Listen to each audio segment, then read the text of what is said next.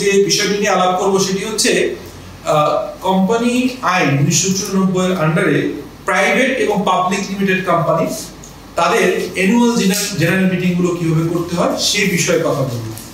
তো সেই প্রসঙ্গে আমরা জানি যে কোম্পানি আইনের এই সেকশনটা কত নম্বর সেকশন আপনারা তো মনে আছে, কত নম্বর সেকশন বলেন তো? 81।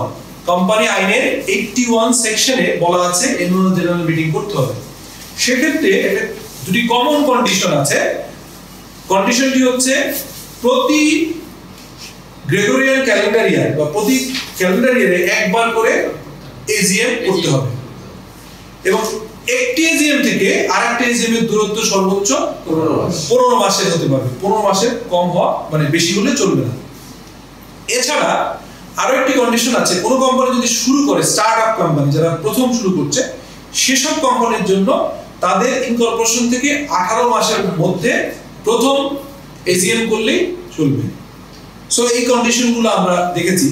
এখন কোশ্চেন হচ্ছে যে আরেকটি কন্ডিশন আপনাকে বলে রাখি, সেটি হচ্ছে একটি এজিএম এর এজেন্ডা কি কি হতে পারে।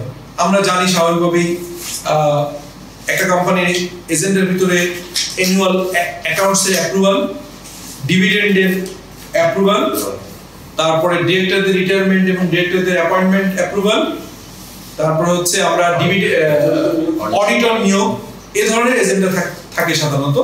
এবং আমরা জানি যে অ্যানুয়াল জেনারেল মিটিং এ আমাদের 14 দিনের একটা নোটিশ পিরিয়ড লাগে। এখন কোশ্চেন হচ্ছে যে এই যে আমরা নিয়মগুলো বললাম, এই নিয়মগুলো যদি কোনো কোম্পানি প্রতিপালন করতে না পারে তাহলে কোম্পানিগুলো কি করবে?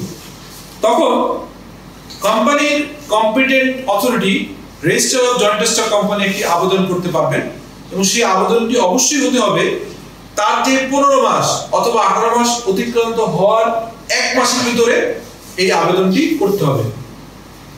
এবং এই আবেদন প্রাপ্তির পরে রেজিস্ট্রার চাইলে 90 দিনের অতিরিক্ত সময় অনুমোদন করতে পারেন। তবে কোনোভাবেই এই 90 দিন 31 ডিসেম্বর অর্থাৎ ওই ক্যালেন্ডার ইয়ারের 31 ডিসেম্বর ভিতরে করতে হবে, বেশি যাওয়া যাবে না। তাহলে প্রবলেমটা যেটা হবে, প্রতি বছরের যে নিয়মটা আছে, প্রতি বছর একটা করে এজিএম হতে হবে, সেই নিয়মটার ব্যত্যয় ঘটে। অতএব রেজিস্ট্রার 3 মাস সময় বাড়াতে পারবেন সর্বোচ্চ, বাট এটি কোনোভাবে 31 ডিসেম্বর অতিক্রম করবে না।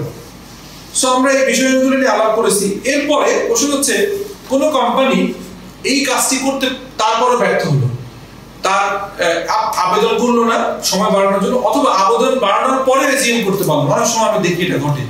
তখন কি ঘটনা ঘটে? তখন হচ্ছে এই এজিএম আয়োজনের জন্য দায়িত্বপ্রাপ্ত কর্মকর্তা এজিএম এর এই আইনটি কমপ্লাই না করার জন্য 10,000 টাকার ফাইন হবে এবং প্রতি কন্টিনিউইং একদিনের জন্য, মানে প্রতিদিনের জন্য আরো এডিশনাল সর্বোচ্চ 250 টাকা আর্থিক দণ্ড বা পেনাল্টি হতে পারে। এগুলো নিয়ে আমরা আলাপ করেছি।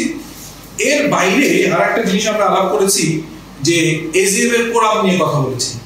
আমরা জানি যে প্রাইভেট লিমিটেড কোম্পানির যদি সদস্য সংখ্যা বা শেয়ার হোল্ডার 6 জনের নিচে হয় তবে কোরাম হবে কয়জনের? 2 জন। আর যদি কোনো প্রাইভেট লিমিটেড কোম্পানি তার সদস্য সংখ্যা 6 এর বেশি হয় তাহলে কোরাম হবে 3 জন।